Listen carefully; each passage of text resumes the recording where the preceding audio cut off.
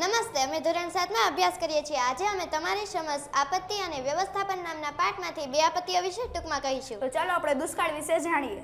વર્ષા ઋતુના સમયમાં વરસાદ પડે જ નહીં અથવા તો સાવ ઓછો પડે તેને દુષ્કાળ કહે છે. ઉપલબ્ધ જળના જથ્થાનો અંદાજ કાઢી તેના વપરાશનું આયોજન કરવું. ખેતીમાં ટપક સિંચાઈ પદ્ધતિ અપનાવી અને તેનો પ્રચાર કરવો.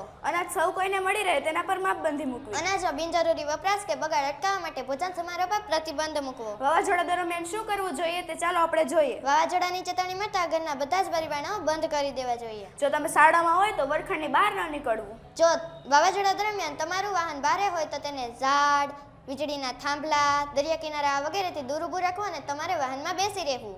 જો તમે સરકારી શાળામાં હોય તો ત્યાંના વ્યવસ્થાપકોના સૂચનાનું ચુસ્તપણે પાલન કરવું. ઢોર ઢાંકરને ખીલેથી છોડી મૂકવા. જો તે છૂટા હશે તો પોતાનો બચાવ જાતે કરી શકશે. થાંભલા, મોટા ઝાડ કે મકાનોથી દૂર રહેવું. અસ્તુ. અસ્તુ.